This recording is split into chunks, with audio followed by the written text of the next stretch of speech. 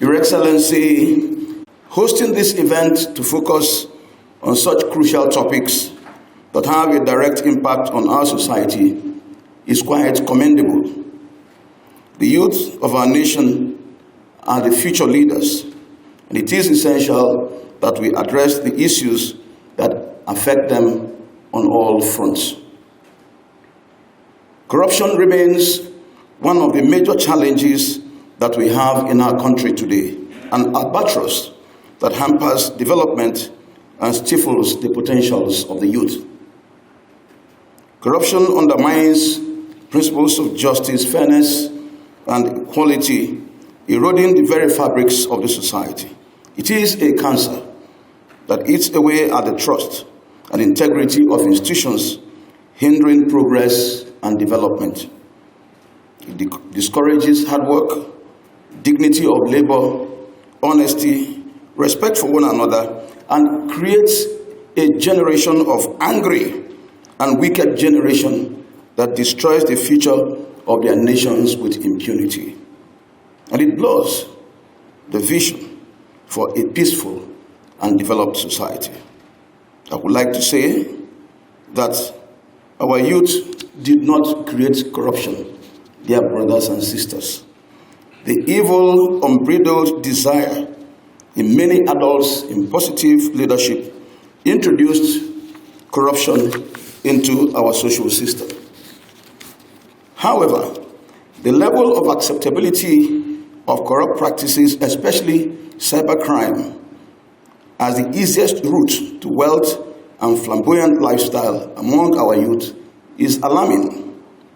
One may ask, is it possible at this time to reverse this ugly trend in Nigeria?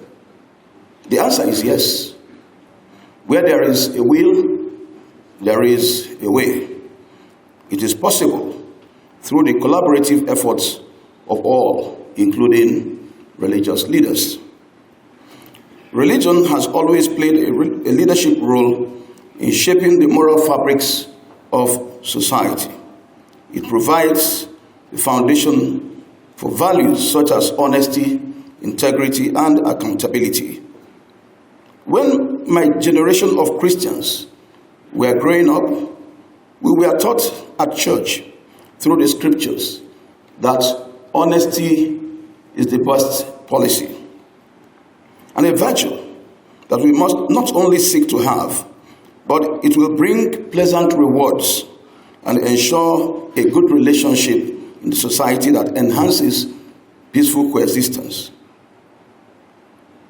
Your Excellency, dear brothers and sisters, we were taught that it was an abomination to steal or to reap where one did not sow. As religious leaders, therefore, it is our responsibility to ensure that the youth understand the importance of these values and how they can contribute to the fight against corruption. While we accept to give leadership in the battle, let us not forget to teach by example. Let us demonstrate very clearly always by our way of life that honesty is possible and rewarding. Moral education, therefore, is key to empowering the youth with the right, timeless value to make ethical decisions and hold themselves and others accountable for their actions. By instilling strong moral values, Your Excellency, brothers and sisters, in our youth, through our religious institutions, we can raise a generation that is resistant to corruption and committed to building a just and equitable society. I believe that the launch or relaunch of Interfaith Preaching Manual Against Corruption is a clear testimony to the collective commitment of religious leaders from various faith traditions to address and combat corruption. The manuals provide invaluable guidance and resources for preachers and teachers, equipping them with the tools to effectively address this pervasive issue from an organized, moral, and ethical standpoint.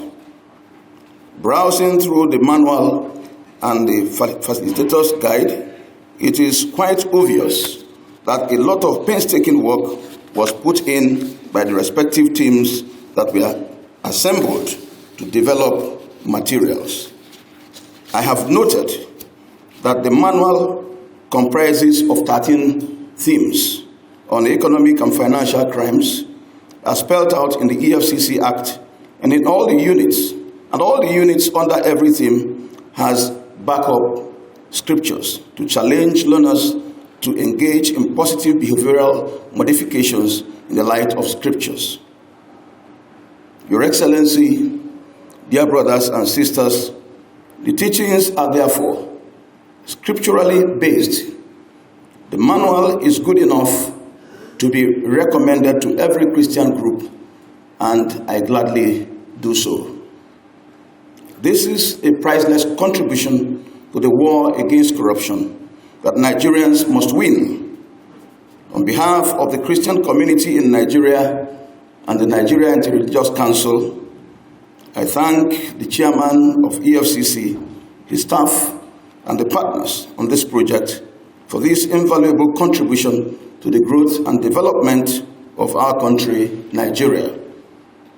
Furthermore, I would like to commend the efforts of Interreligious Anti-Corruption Advisory Committee, AAC, that then led by Professor Ishak Oloyede and Archbishop John Praise Daniel as chairman and secretary, respectively, for setting up the framework and supervising the development of these materials. Personally, I am not surprised at the quality of the outcome because of the quality of the men involved. I salute their commitment and dexterity in delivering on this assignment.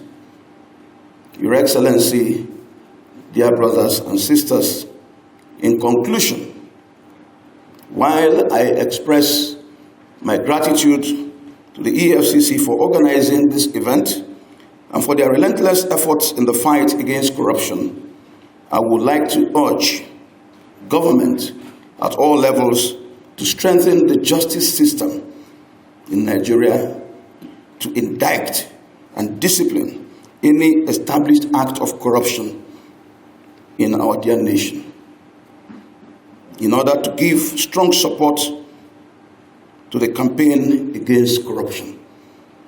I urge all participants, especially the youth, to actively engage in the conversations here, learn from the experiences to be shared, and become agents of positive change in our society.